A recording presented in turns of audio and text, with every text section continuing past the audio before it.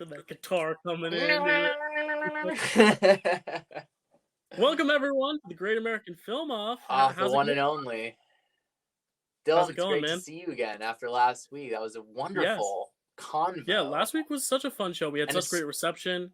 a Yeah. spirited debate. I loved it. It was a good time. Spirited debate. Yes, and as I always say, first and foremost, this show is not a debate show to knock each other's films down. It's to boost our own films up, especially for this one, because we got a lot of good movies to Oh, choose from. so As you much can see love, by so my much sentiment today. As you can see by my background, we're going DreamWorks today. I got my Shrek shrine right here. I've shown Krosby the Shrek shrine already, but I'm showing all of you all at home the Shrek shrine. If you're listening to us, go check us out on YouTube because you'll be able to see the Shrek shrine. If you're on YouTube, go listen to us because you'll get to hear about the Shrek shrine. Exactly. What's not to love, right? Yeah, I mean, yeah. So we're talking DreamWorks today, Krosby. We are Let's talk talking about this topic. Yeah. DreamWorks. We're talking specifically a very interesting time in DreamWorks. And we talked about this a little bit beforehand, but I don't know. I think you as well as we were both surprised by actually the caliber of film that's taking place from DreamWorks in the late 2000s.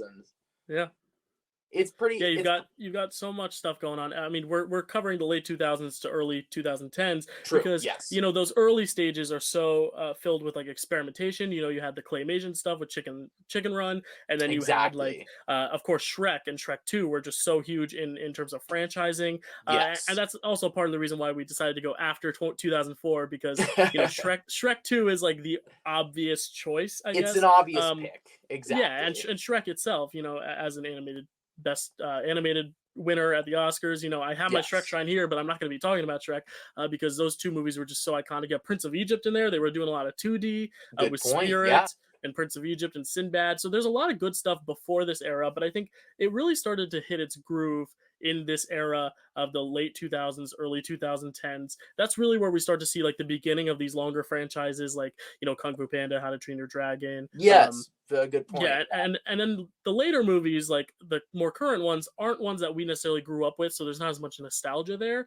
So we figured like maybe save those for another time too, because we the core of the nostalgia is really in this specific era. So that's why we went for such a very specific year range. And it is specific, particularly I think when you take into account that it is DreamWorks, because DreamWorks had all that ultra success with the Shrek franchise, right? And Shrek 2, in my opinion, one of the greatest animated films ever made. I mean, it's why we're not talking about it. Yeah, it's truly brilliant. It's why we couldn't talk about it. Because we'd both pick it and we'd both have to debate why each other was wrong when we both have the same movie, Exactly. But then I think what was interesting is because they had that cushion of such a brilliant franchise, they were actually able to experiment. And even though a lot of them were franchise-wise and critically not super successful, I think you have some really pretty brilliant and interesting filmmaking choices going on in that time period. Oh, definitely. Yeah. Like I said, they were experimenting so much earlier on that when they finally hit their groove, they kind of kept to one specific style. But within that style, you're really allowed to do so much.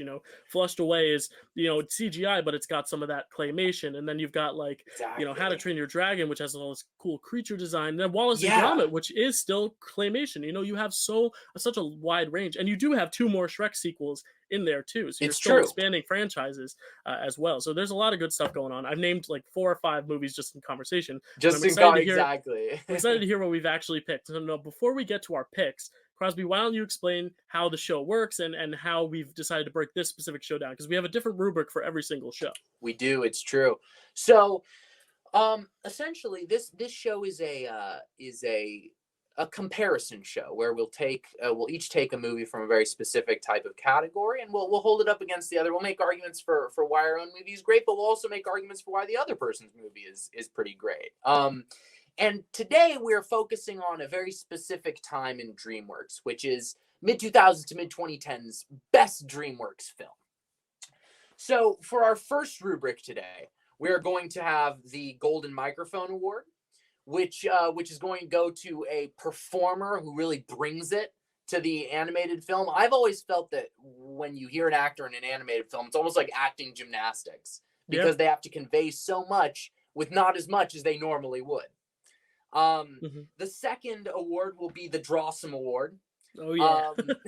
We're very proud of that one here at the Great American Film Hall. Explain what the Drawsome means. Like, how do we award the draw? What is the Drawsome? So the Drawstrom Award is essentially an art style award, in which we're going to take a look at the relative art choices and art styles of two different films, compare them, and then try to pick one that we feel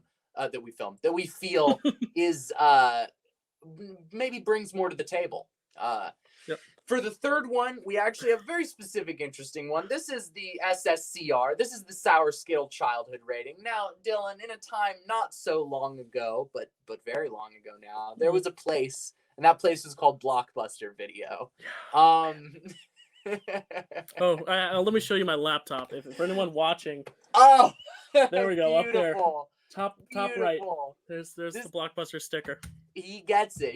And one of the great things about Blockbuster Videos, yes, you'd go to get your videos, but then when you got up to the counter, there was a really vast array of candy, very similar to a movie theater. And the real prize, in my opinion, was always the Sour Skittles. So for the Sour Skittle Childhood Rating, what we're taking a look at is, when you watch this film in 2021 now, does it still make sense? Was there a trope maybe that was flowing through popular culture at the time that made it relevant at the time, but maybe wouldn't make sense anymore? How many, James Cameron Avatar animated film, messy sequels were there? Let's be realistic. The number of space or fantasy realms where there would be these two dueling ideologies. One would send one to the other, and then everything would fall down. That's really relevant in 2009. Yeah.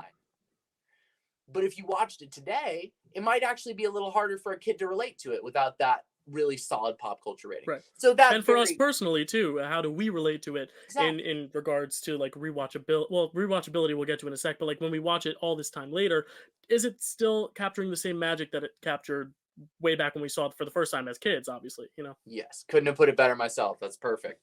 Then we've got the weird factor.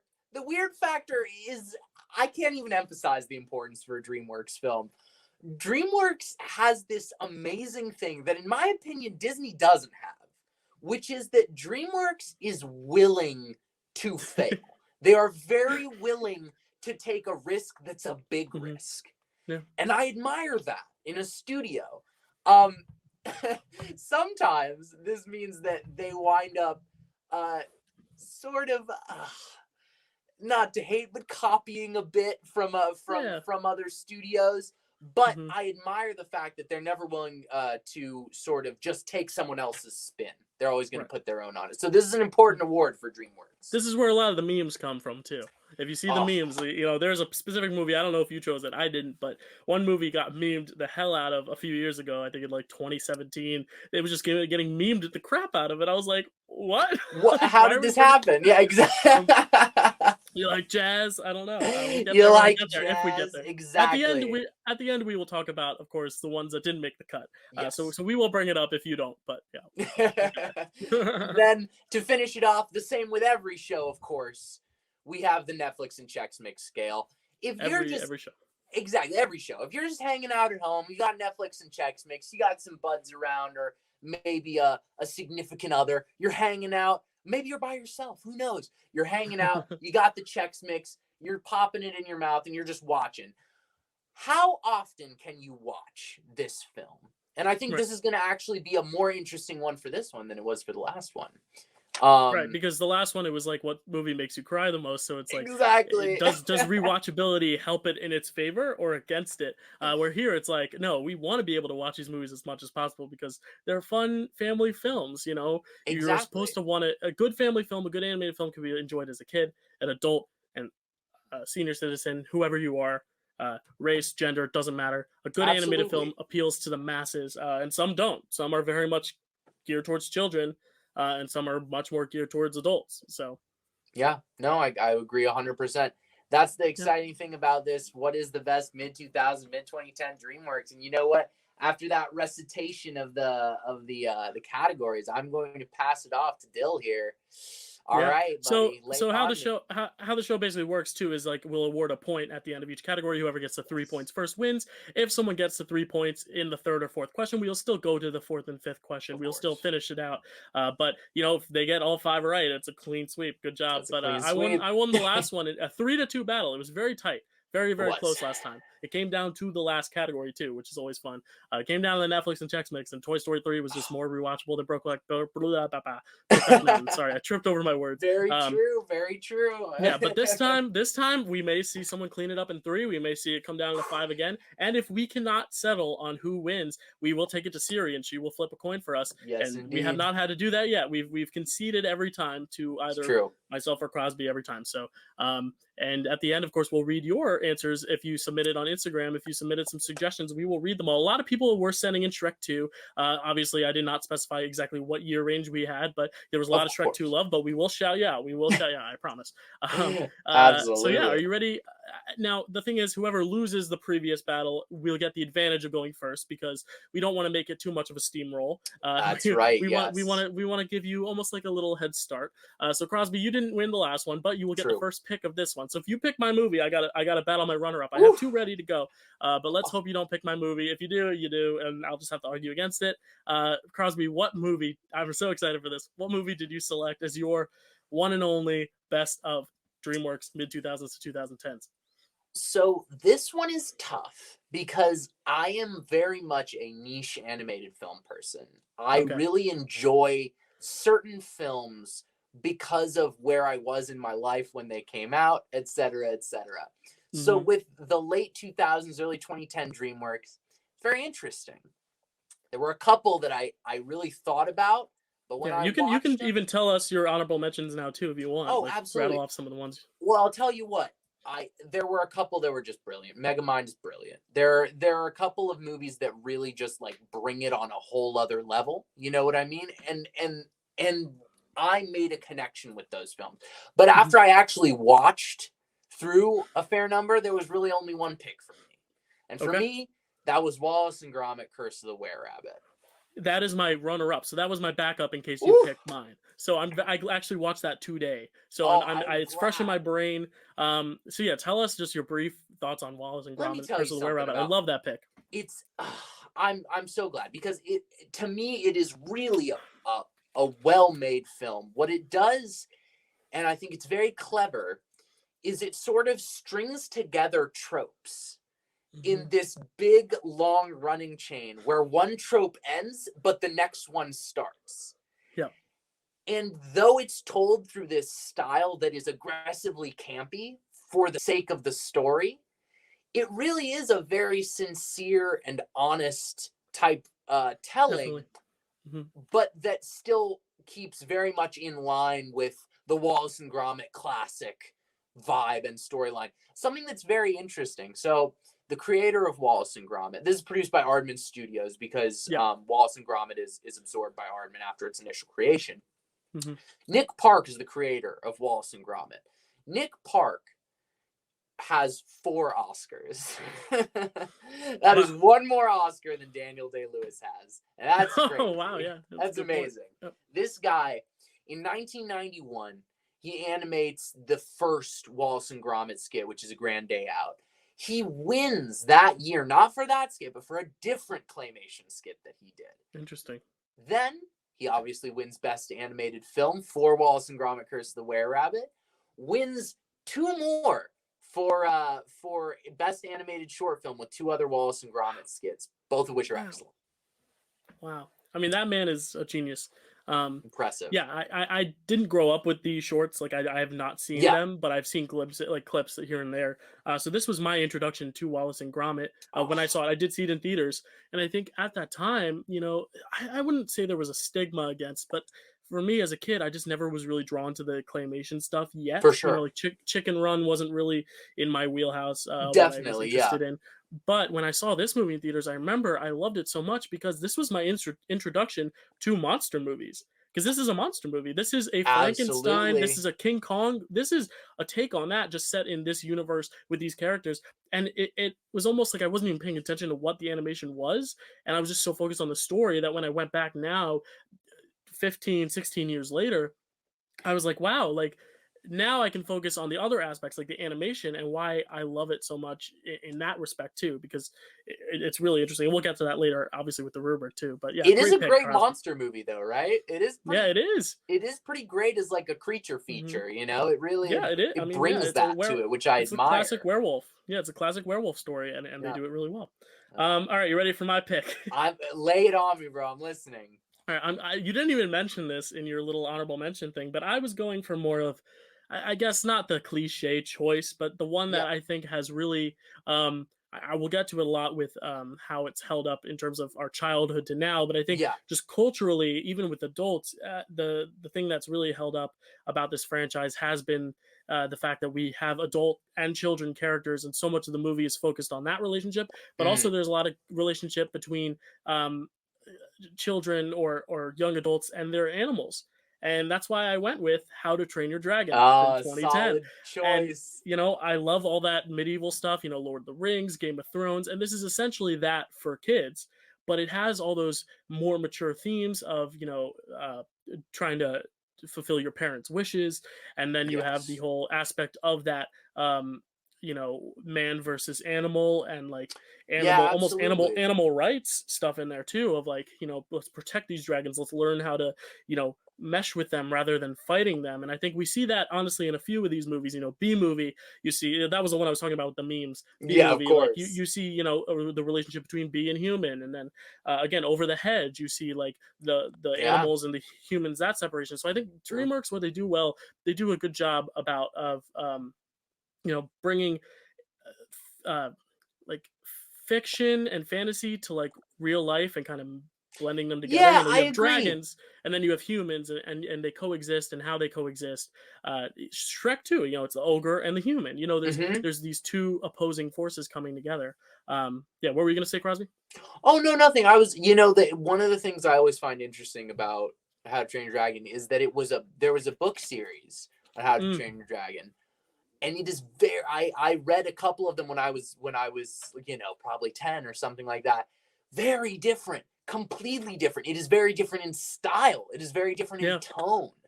I Hmm. much prefer the movies, actually. I really Yeah. enjoyed the books, but the movies are very well put together.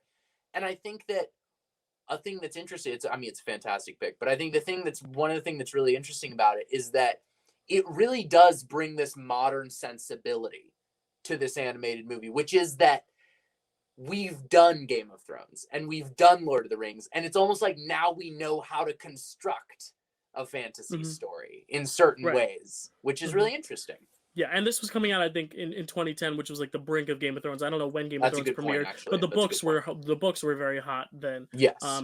So we did get a little bit, and we got a little bit of it in Harry Potter, a tad bit with the dragon True. stuff, Yeah, but this exactly. was really the first one for a family audience. This kind of, I mean, there are Agreed. more obviously, but like to this quality and this much. Yeah, this was the first big one. So let's just get right into the rubric. The Let's get golden into it. microphone. So we got How to Train Your Dragon versus Wallace and Ooh, Gromit. Couldn't be two more different films, too. agreed. Animation Agreed. wise and even voice wise, because one is set in a totally different place than the other set. So let's get into the golden microphone, Crosby. Kick us off to tell us about Alrighty. the voice acting in Wallace and Gromit. So the voice acting in Wallace and Gromit, I really enjoy it. I think that they sort of do the like stock character thing very well, where it's like, Mm-hmm. okay, there's a vicar and there's a lord and there's a lady and there are these people and there are these old British people, and it's sort of a sensibility that we sort of know, but because the script is actually very solid, what you wind up with is these character performances that are excellent because they defy your expectations. Mm-hmm. And nobody does this better than Ray Fiennes.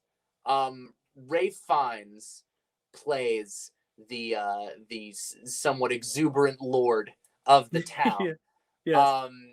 very passionate hunter, and what you're struck by when you watch him, at least what I'm struck by, is the classical training that he brings to the role, the voice work that he brings to the role is, in my Yeah. opinion, really impressive. And I think that with some modern actors, we almost forget that they go through the sort of rudimentary text analysis type work. but when you can see it even on an animated film, it really can shine through. And I think that for me, that was a big thing with Ralph Fiennes. Is not only does he just have this perfect, upper class, posh, like thing figured out in a way that just works perfectly with the character. He also does all the work to find all the jokes and to figure out the sort of the timing and the pauses and stuff like that. And I just loved it. Yeah. How about you? Lay it on me. Yeah, so I've got a list of actors, notable actors in the movie. Kristen Wiig, you have T.J. Miller, you have Jonah True. Hill, you have Yeah. McLovin. McLovin plays a voice in this. Wonderful voice cast, really. Yeah. And then Gerard Butler's great too. He as the father. I think his character's a little more one note in this than he is in other films installments because. Obviously not the third one, even though it's just flashbacks. But in the second one, you get a lot more of his character and his backstory and his pain. But this one, it's more of like we are not for dragons, and then at the end, it's like, oh, we like dragons. Exactly. It's very one note, but the performance is still good. But the performance for me that I think really sells this whole film is Jay Baruchel's performance as Hiccup. I think it is so different from what your typical leading man would be. It's that whiny, almost croaky like voice. It's a little unpleasant to the ear sometimes, but because you have that, it makes him right from the get-go, without knowing his story, without knowing the development, you get exactly who this person is just by the voice performance, and you honestly kind of see his own voice almost mature by the end of obviously this franchise, but by the end of this first film, he kind of gets more of a voice as a character, and you can kind of see his voice slightly change as the movie goes on to reflect that. But you still have that scrappy kind of outcast type tone that he brings to the voice, which I really, really like. It's just a different type of hero than you're used to seeing in some of these movies. It's not your strapping leading man, like everything's so clean. Totally, it's the dork. It's the nasal. And at first, when I first saw this movie as a 12-year-old, I think it was 2010, it came out. Like I honestly got a little annoyed at it a little bit because it was this, it was unconventional. It was this whiny voice that I was like, oh, this is a little unpleasant. But when you look back and you see who Hiccup is, and you want to make him such an outcast from the rest of this group, and especially his father, who is this deep stoic, deep voice, this rich voice, having him as a juxtaposition really, really works. And I think it makes him endearing all these years later, looking back. So yeah, I think that's a really, I think thing you bring up that's kind of interesting is like, often with animated films, it's just sort of an actor being themselves. You know what I mean? It's just like, okay, and now we're going to hear Owen Wilson's voice coming out of this character. You know what I mean? And there's nothing wrong with that. But I think that what is cool about both of the ones that we picked was that they were actors who made a very specific choice with the character. To be totally honest, I am more inclined for this one. I don't think this is going to happen with any of the other points, but with this one, I'm inclined to give it to you because I think that Hiccup, to me, it's not a character where you automatically sort of get, where you're like, yes, this is how it should be played for sure. Whereas I think with our dear Ralph Fiennes in a fantastic film, Wallace and Gromit, Curse Were Rabbit, you still, everyone was gonna do that voice. You know what I mean? A different way of doing it, and they might not have hit it as well as Rafe did because Rafe hit it really well, but that was still going to be a similar performance. Right. Yeah, I think there's such a novelty to Jay Baruchel's voice in Hiccup. I agree. I will say though, Ralph Fiennes plays a good villain because as much as his leading man stuff is really good, I mean, you got Voldemort, you've got his name is escaping me, but from Schindler's List, the Nazi. Goth, Amon Goth. Goth, yes. And then you have this performance. I mean, he's really good at playing the villain.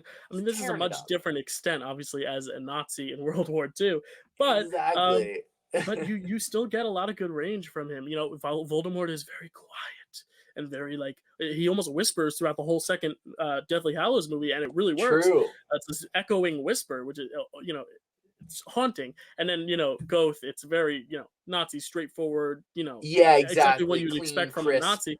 And here it's like he gets to have a lot of fun with his role too. So I was not willing to concede that point to you, but it looks like I'm getting the point for this. I'll But give that. I do Yeah, think that is a very good performance. So thank you. nicely done. So we're at 1-0, and I've taken the early lead, but I have a feeling this one's going to be a lot harder to discuss. The Drawstrom Award, because we have two very different animation styles and two distinctly different methods of how that animation has held up. You know, Exactly. Yeah. Of some the animation that had been debates. done for so long and still is done kind of the same way, and then animation that was very much like of its time. And you know, we've even seen that evolve in just a short 11 years. I'll start with How to Train Your Dragon. I think the Yeah. animation, like I said, it has evolved. Whereas I think Wallace and Gromit, I think it has, you know, claymation can stand the test of time because it's such a specific art form. Yeah. But I do think How to Train Your Dragon, I definitely want to bring up the creature design, because the creature design Definitely. is brilliant. I mean, all these Oh. characters, especially Toothless, we haven't even gotten to Toothless. We've gotten to our second rubric point, haven't even talked about him. He is easily my favorite DreamWorks character because, and I couldn't, you know, campaign it for Golden Mike because it's not a voice, Sure. Oh but yeah. he has this like instant relatability. Obviously, you can't relate to it. I can't relate to him, but it's the relatability of a cat. You know, he's kind of got that like at Totally. first it's Yeah. that standoffish like, oh wait, can I trust you? You know, obviously there isn't a great relationship between human and dragon. Just like Yeah. sometimes we see a lot of cats are, you know, from the street or rescue cats that have had True. really troubling young childhoods as kittens, and you kind of see whenever you meet a new cat, sometimes they have to kind of warm up to you. And I think it's the same exact thing here. And the eyes, there's so much expression with the eyes. And I think Totally. while the thing with DreamWorks is I think the human animation, I saw this when I rewatched Over the Hedge, and like Monsters vs. Aliens and B Movie, the human animation doesn't really hold up that well. And I think No. How Yeah. to Train Your Dragon sees a little bit of that, especially with the expressions on some of the characters. I think it's more advanced than those movies I just mentioned, but I think the I see character what you design mean, though. For of the sure. Yeah. dragons, it does Oh. hold up. They're Yeah. very good at the creature design. It's all in the eyes. Toothless is just so immediately likable because of that, and he doesn't speak a word. And that whole sequence is just set to music, but because of the animation of the character, you feel, you know, every thought he's thinking. You can really relate to him, and you can feel, you know, the similarities between a boy and his dog or cat, and then Hiccup and Toothless, just for that visual animation. So that's my case for the Drawstrom Award. Tell us about your claymation. That's great. I'm glad that you brought up that idea of a character whose animation tells the entire story, because Gromit is like that. Gromit Yeah, exactly. is an incredible. I mean, he's the Beautifully second said. most important character in the film, and he doesn't say a word, and you Right. always know exactly what he's thinking. Yeah. The comedy is very well done. Mhm. But we're talking about the animation. So Yeah. what I have to say about the animation for Wallace and Gromit, I think it's just brilliant. I think that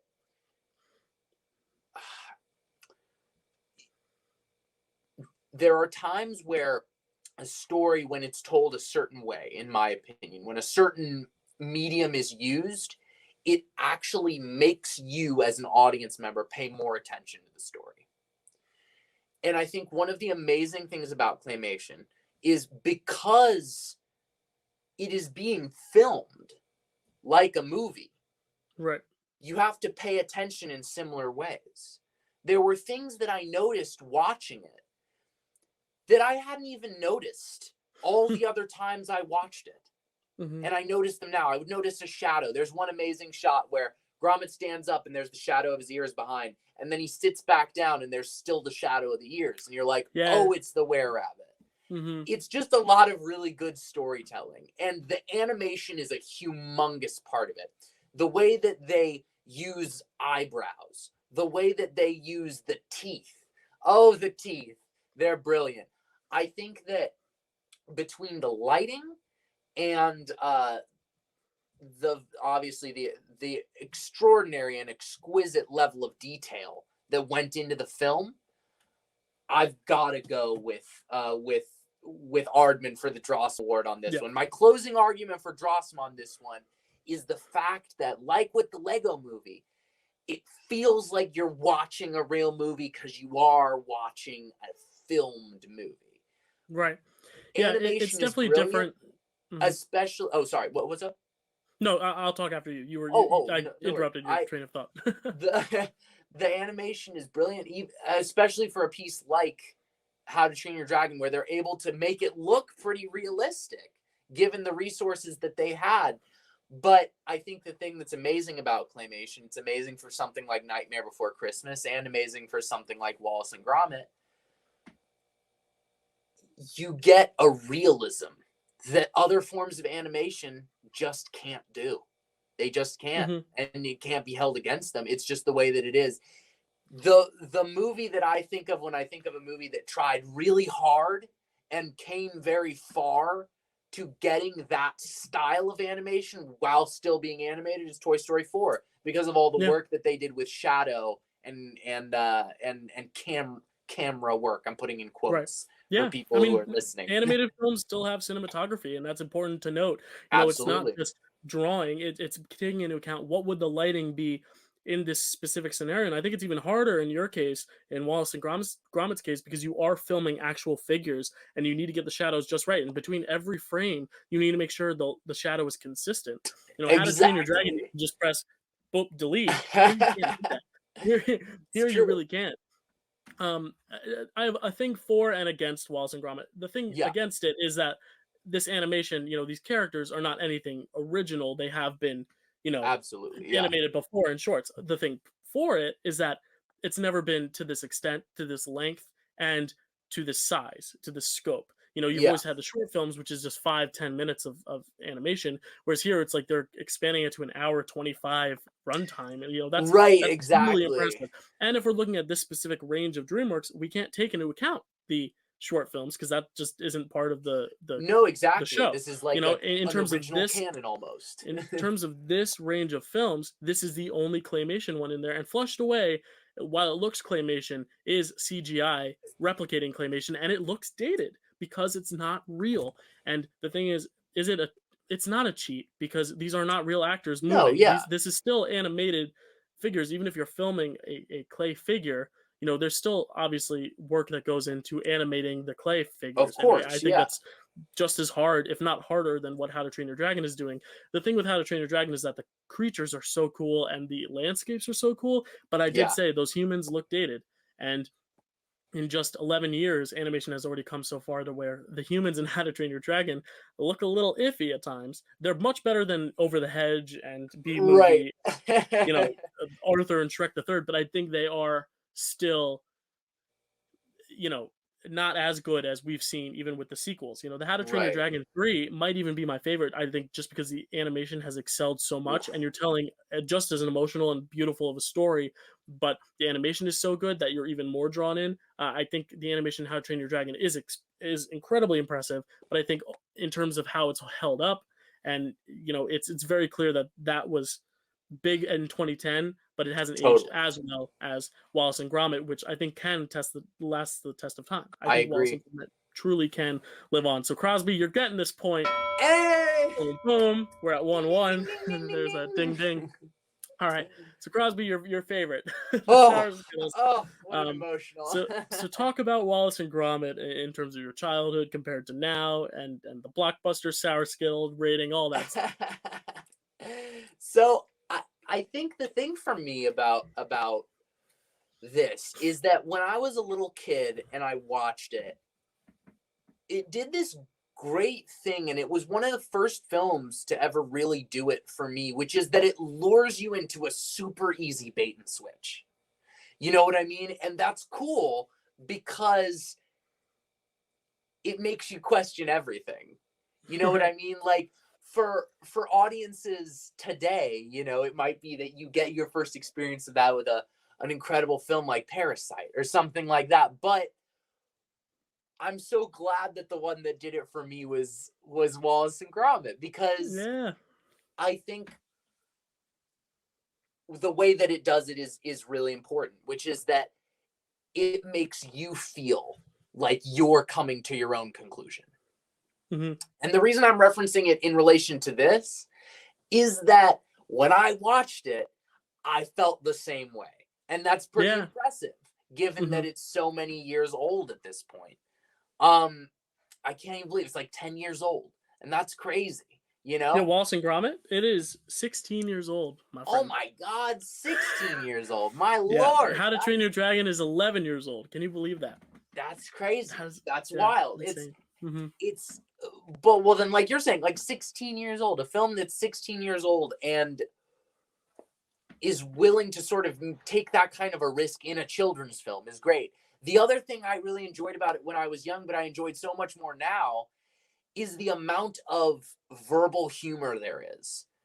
It is impressive the Yeah. amount of literary and or verbal bait and switch type humor there is. It would never occur, and this is nothing against American children's films, it would never occur in an American children's film.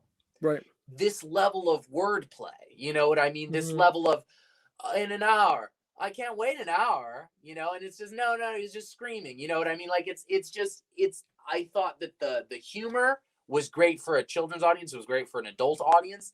And then as it goes on, it gets almost Shakespearean in the sexual puns. Yes, and not just verbal, but visual humor too. I mean, my favorite joke is at the end when he is naked and Gromit puts that box on him, and he's holding that box, and it says on it "may contain May nuts," contain and nuts. I'm like, this is so funny. Like, this is Yeah, no, it's brilliant. great.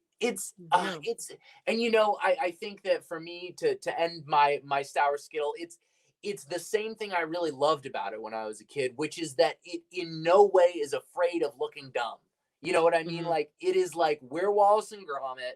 We have a crazy world, and this is fine in this crazy world. And because they believe it so hard, then you believe it, you know? And Right. I think that's really cool. But how about you, Mhm. my friend? Yeah. What is your Um. opinion for your film? Well, for How to Train Your Dragon, it's interesting because this obviously came out 6 years late or 5 years later than Wallace and Gromit. So at this point, I was 12, so I was already kind of watching a few more mature movies. So For sure. How to Train Your Dragon was more appealed, I think, for my age and your age, because it kind of was. While it is a family film and young kids can enjoy it too, there are a lot of mature themes in it. For Like sure. you said with your adult humor and yours, I think there's not necessarily adult humor in How to Train Your Dragon, but there is adult themes in terms of this kind of fractured relationship between father and son. I Totally. think that And is big really questions, you impactful. know? Right, and it's not like some of the old Disney films or even some DreamWorks films where like the parent is well, the one parent is killed off, which we later find out in the second one she is not. But the Right. the the father is not necessarily killed off here. It's a strained relationship, and he feels the absence of a father, and the father's still alive. And I think that's even more interesting Mm, because it's not like Hiccup lost a father. It's just Hiccup's father almost gave up on him because he is weak, and right. and his father doesn't see in him what he sees in himself. And I think even Hiccup starts to doubt himself because of it. I think it's really impactful, especially watching back when I was a kid. I didn't really pick up all these themes as much. It was more about, oh, look how cool the dragons look, and look how cool the action Of is, and oh my course, god, those yeah. dragons look so cool, and wow, that's really heartwarming. But now looking back on it older, seeing this relationship between father and son, but also the relationship between Hiccup and Toothless is just beautiful to watch when I'm older, because when I watched this for the first time, I hadn't lost a pet, and I Mm, think when those moments where Hiccup is or Toothless is in danger and Hiccup is literally watching his pet in danger and his father wants to kill it, it's almost like uh it's almost like in like one of those old movies where the dad has to take the dog out back and shoot it. It's totally. terrible. It's like you don't Yeah, relate the to it old until you've Yeller moment. experienced, yeah, like losing a pet. And I've lost two pets since watching it the first time, Yeah, and you really, once you lose a pet, you really start to feel that emotional connection to one. And totally. I think Yeah, watching this movie back now, having done that and having two beautiful dogs that I love so much, there's a deeper connection to me with these characters and these relationships now, even more so than it was back then. And I think it's interesting because, like I said with Toy Story 3 last week, and it's unique because both these movies, Toy Story 3 and How to Train Your Dragon, came out in 2010. I mean, wow, huge, that's awesome year. crazy. Awesome year for animation. And you What have a year. Tangled in that year too. And Megamind. That is a big year for Goat animation. year for animation. Yeah, Pretty good. 2010 is the best year for animation ever, I think. But you know, it's interesting that a lot of these movies are ones that can be enjoyed at different stages of your life, but different stages of your life, you pick up new things that you never discovered before. I mean, I'm interested to watch this movie as a parent and seeing how I relate to Gerard Butler's character in this. Absolutely. Because the first time I was relating to Hiccup, or more to the lore of Hiccup, like in the action, and then it was me now relating to Hiccup in context of the pet. And then when I watch it again, I could watch it in the context of a father, and I think that's really impressive what this film can do. And again, like I said earlier, with so little words, so many of these sequences are just them flying to music. And I think that's another thing to bring up, is the music in this film is incredible, to where like it really narrates the film without words. And I think that's amazing and beautiful. And I think because of that, I think this is something that I liked as a kid, but even like more so now as an adult. So I don't know how we give this point. I think we got to flip for this one. I think we got to flip for this one. So what are we deciding? Like the Sour Skittle childhood rating, that's how we react to it now versus then. To me, it was sort of like does it convey a meaning to us now in the same way that it did then? Not the same meaning necessarily, but just does it bring it home, you know? Yeah, and I think it's very clear that both do. I agree. There was no. I mean, we've talked about how the animation in How to Train Your Dragon for the humans is a little dated, but the actual substance is not. And I think for Wallace and Gromit, the humor is not dated at all. I think it is a timeless tale. Even more so, I think now than when I was a kid. Because like when you're a kid watching How to Train Your Dragon, I think you can enjoy it a lot, on its own. But Wallace and Gromit, I think honestly, I garnered more appreciation for it looking back. As opposed to when I was a kid. I got a lot more of the jokes. As I said, it was my first monster movie, so like I enjoyed it as a monster movie. Totally. Kind of like how I enjoyed How to Train Your Dragon as like an action dragon movie. Yeah, exactly. But now you can like lean into the adult humor in yours and the more adult relationships in the mine. Mature themes, for sure. So we're doing our first coin flip, Kros. Oh, here we go. This is emotional. I'm going to show my screen. I will not lie, I promise. So I'm going to hold it down. First we got to decide whose heads and tails. Oh, true, we got to call. Yeah. Otherwise, it's meaningless. What do you want, Kros? Tails. I'm going to call tails. All right, I'll get heads. Siri, flip a coin.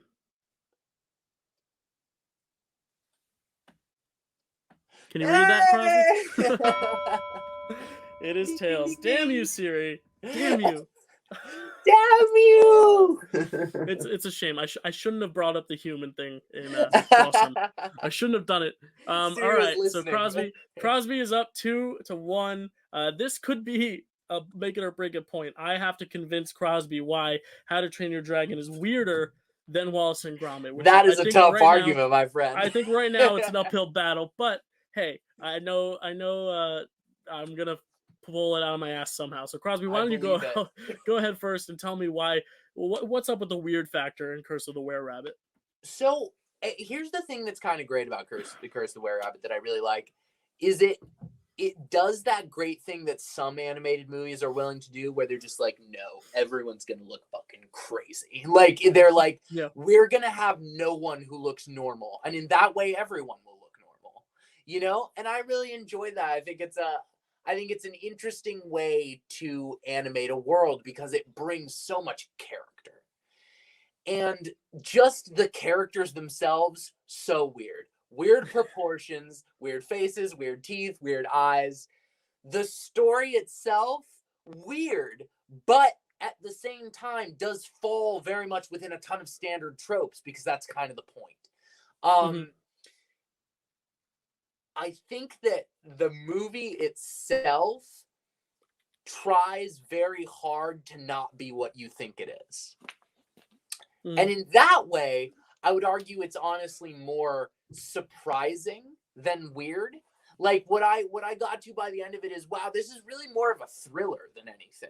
Like if I had to put it in a box, which you really can't, but if I had to put Wallace and Gromit Curse of the Were-Rabbit into a box, I would say it's basically a thriller, because you think it's a creature feature, but then the whole creature feature aspect of it really goes out the window in a way, because that's no longer the point, And I think that to me was very fun with the movie. I have to say that for me, I love it for the weird factor, just because the whole thing of it is so like, oh, what? Like there's there's this enormous vegetable competition. It's all this town cares about, which is a very, which to me is like a very British type plot where it's like this town has a competition and everyone cares about it, and now there's something that's threatening it, you know? And so I think that there's an argument for and against, honestly, with Wallace and Gromit, because on the one hand, it is very obviously weird. They have weird faces, they have weird teeth, the plot is weird. But on the other hand, because it does the thing where it's like, no, we're going to be a super regular creature feature where there's this chase sequence like every creature feature has, and there's this sequence that every creature feature, and now we're going to be like the religious film where, like The Exorcist, where you go to the priest and you have to figure out how to kill this creature, the bullet and lightning and, like, you know, that whole thing, which is, I think, so funny. But in that way, it really isn't that weird because it goes through these very stereotypical kind of dips in the road. I still think it's weirder than How to Train Your Dragon, but lay your argument on me, my friend. Well, I almost didn't. Well, I wanted to pick How to Train Your Dragon because I love it the most of these movies, and I didn't want to argue against it. The reason why I almost held back from it is because this is the least weird of DreamWorks movies. Because, you know, it's not a B movie. You're not seeing memes about a woman falling in love with a bee. Yeah, you're not flushing. Which, by the way, I watched for the first time. I was not the biggest fan. No, it almost borrowed a little too much in terms of tropes for me. But you know, it's not over the hedge where, you know, you're literally setting off lasers to kill animals, and then there's a bear on a balloon. You know, Nick Nolte bear. Right, Nick Nolte bear flying in a balloon, and then like Alice and Janney lady just getting skunked, her skunk bomb. I'm making cases for other movies. Let me fight for my movie now. I'm still going with the weird thing because the voice cast for the supporting cast does add to the weird factor. You have T.J. Miller and Kristen Wiig doing some weird shit. You have Jonah Hill being weird. I mean, those characters themselves are a little weird because you need those kind of bumbling sidekicks. Absolutely. And I think this does a good job of making the lead characters of, you know, Hiccup's dad and Hiccup's girlfriend, Astrid, right? That's her name, Astrid? Yeah, Astrid, exactly. Yeah. Making them so, not plain, but so grounded. That, like, when you have these eccentric side characters, it does kind of add, like, that comedy to it, and that, like, oh, that's your DreamWorks, you know, that's your DreamWorks, the silly sidekicks. Yeah. Toothless himself is a weird guy. Let me tell you why. When their first meeting, he takes a fish, eats it, spits it back out, gives it to Hiccup, and basically says, or doesn't say, but says with his eyes, this goes back to how good the animation is with this character. He just indicates, hey, you're gonna take a bite, and Hiccup's like, oh no, and then he's like, eat it, and Hiccup takes a big ass bite of a fish, and then Toothless goes, and then Hiccup, sure enough, he goes, he swallows it. I think that's the most disgusting thing in the world. And DreamWorks, it's supposed to be a heartfelt moment, and it is. It is a heartfelt moment, but it's weird. I mean, he makes him eat a fish. I mean, like, it's true. That's weird. And then he starts drawing with that log, and then it turns out to just be this mess of art, and it's endearing, but it's a little weird, you know. Yeah. I'm trying my best. I think, you know what I'll say for that film that's not necessarily weird, but it's ballsy to say the least. Hiccup losing his leg. I didn't see that coming by the end. Spoiler alert. But I didn't see that for a children's film, you know? That's very much a children's film, but you know. It's like, what is this, Star Wars now? Yeah, like, it's right? weird, man. No, I think Hiccup himself is a little awkward and quirky. I wouldn't call him weird. But for this case, for me fighting for a point, I'll say, yeah, he's weird. Listen, I'm not going to win this one, but I do want to, I want to end strong. So we'll skip to Netflix and Chex Mix, but let me just say, Krosby, Roza, you have won your first film off. 1-3. You've outscored me by the fourth. That second one was a Siri coin flip, but it's an honor. It counts. That's what it counts. So it did come down to DreamWorks just being weird, but How to Train Your Dragon being the outlier, you know, because it's true. That is an outlier. I agree. I think they wanted to go for something a little more mature. It's still geared towards kids, but they really focused on making a really heartwarming, sentimental film. And that's why all three films hold up so well. Agreed. And which brings me to the Netflix and Chex Mix scale. How to Train Your Dragon has held up so well because it has two sequels. It has, you know, it's still talked about in terms of the greatest animated films of all time. It came out in a year with Tangled, Toy Story 3. It came out with Megamind, and it still stands out. I mean, honestly, personally, I think it's the third best animated movie in a year with amazing animated movies, and that's saying something, that it's so good that it's only the third best. For me, it's Toy Story 3 is obviously my favorite movie of my favorite animated movie of all time, and then I love Tangled. I think it's the best movie. Disney princess movie maybe of all time. But I think just the fact that it comes out in that year and it's only the third best says a lot about that year. But I think in terms of DreamWorks' whole animation, the ones I want to go back to the most are the ones that can make me feel something. I know a lot of people go back for like the humor and stuff, but how many times can you sit down and watch a B movie?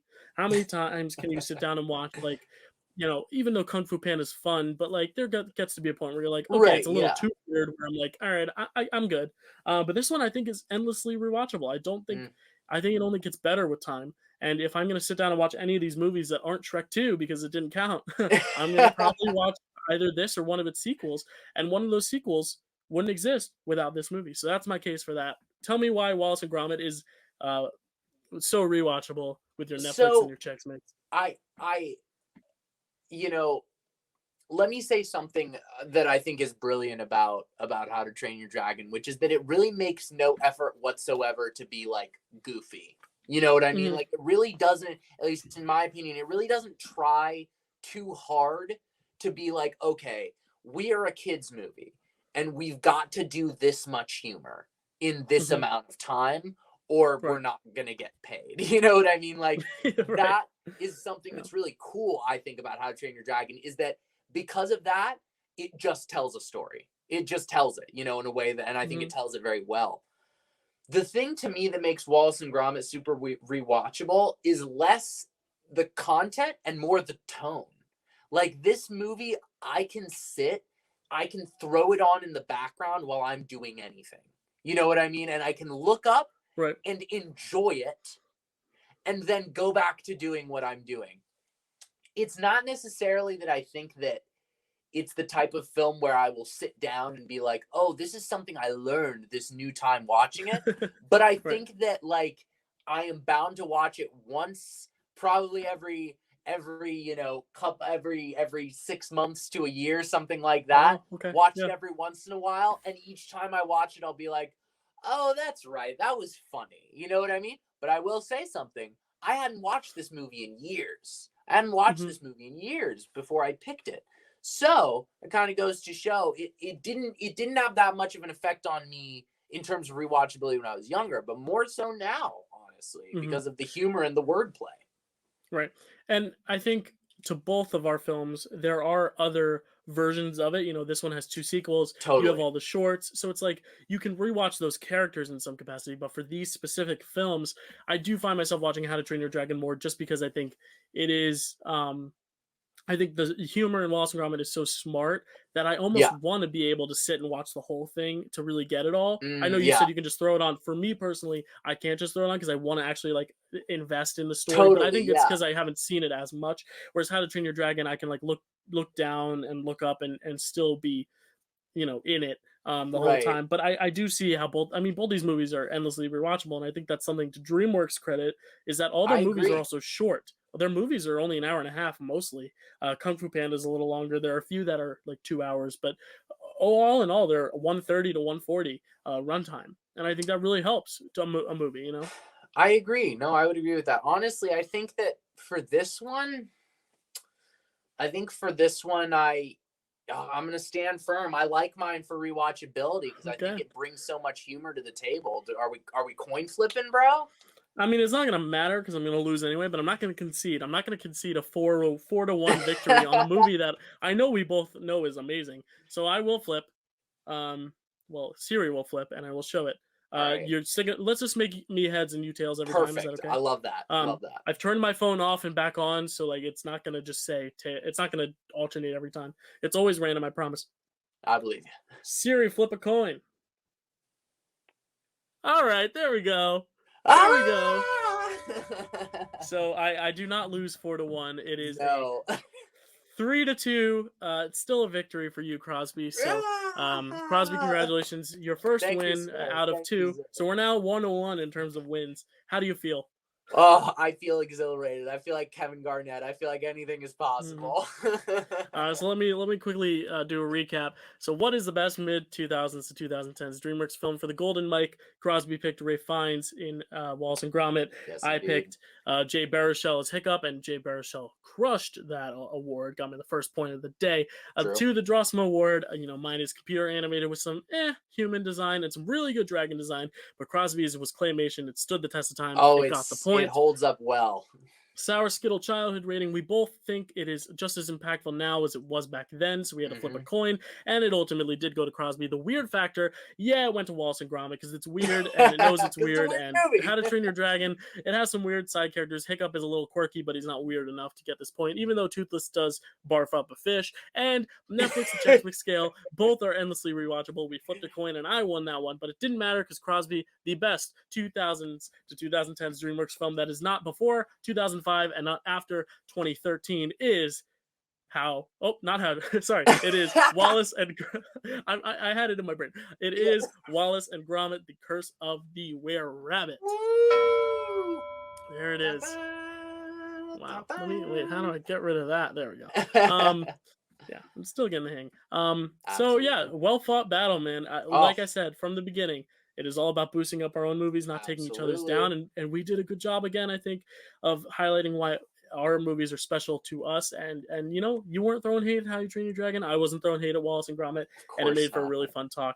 So now it's time to read off what you all at home said about this topic of DreamWorks. Now, as I said, there was a lot of love for Shrek 2, so understandably, we'll still read your comments.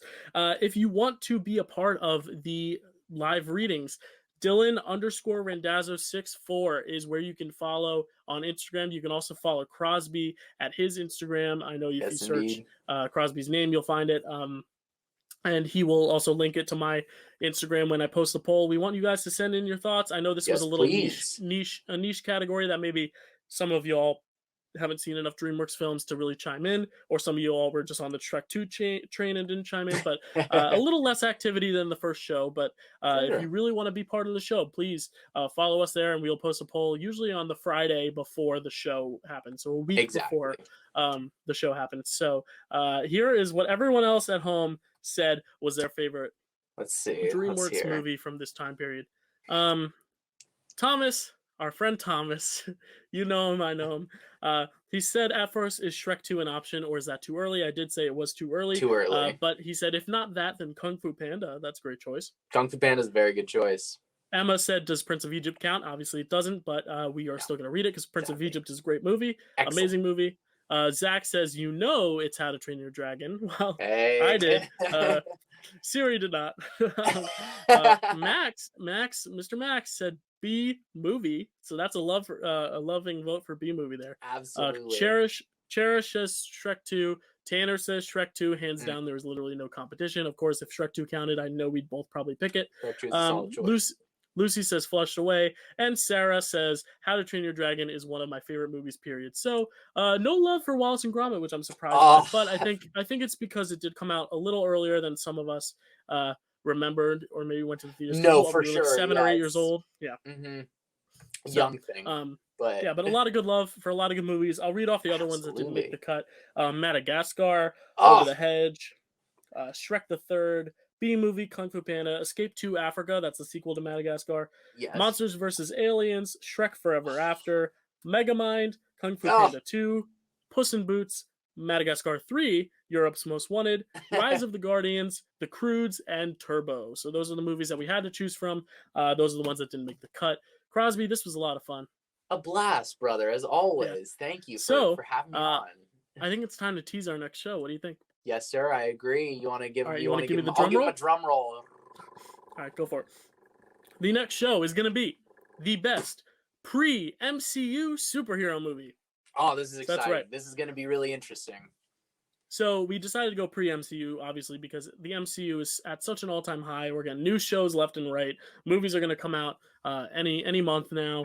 And I do my own podcast every Monday about Marvel, so you can hear it there. Yes, he does. This is going to be solely before the MCU happened.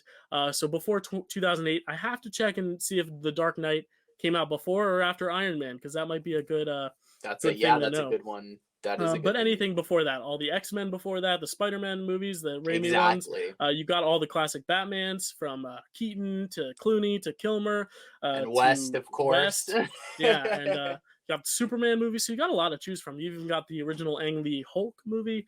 Good point. Lots of good stuff. And The Incredibles is eligible too. I have fought 2 animated point. films on the show, so I will not fight The Incredibles. I promise. Crosby can. I will not. I've done 2 animated movies from 2010, so I'm going to take a break. I'm going to take a break on animation. It was an excellent choice both times. First time it got me the win. This time it didn't. Crosby, where can they find you? Oh, your sound is off. Sorry about that. Oh, there you go. You're back. Okay, good. Sorry about that. Okay. You can find me at Krosby J Roza on Instagram. That's Krosby with a K. Or Rice Krosby Treats on Twitch. That's right. Tune in sometime. But thank you so much for joining tonight. And Dylan, thank you for having me. Always a pleasure. Yes, of course. You can find me at Dylan_Randazzo on Twitter. As I said earlier, Instagram is Dylan_Randazzo64. It's my favorite number. It's not a birthday or anything. I just like the number. And of course, you can find me if you're listening to us on Apple or Spotify. Thank you. But if you are watching us here on the Dill Pickle Movie Network. Please tune in. I do reviews all the time. I have another podcast every Monday for Marvel. I'm doing a cool Oscar show coming up. Lots of cool stuff. He's got things in the books. Yeah, but Krosby, this is always one of my favorites. Just dueling it out respectfully, yes, sir. And passionately. It's amazing. It's a lot of fun, and I can't wait to talk about superhero movies that aren't Marvel this time, because I'm always talking Marvel. It's going to be nice to. It could still be Marvel, but not MCU. But not MCU. I think it's going to be really interesting. I'm excited. Yeah, we'll see. I've already got my Batman cape ready to wear. Even if I don't pick Batman, I've got a Batman cape. I'll wear it. Why not? No matter what. Thank you so much, Krosby. I'll see you all next time. I'll see you next time, brother. All right. Peace out.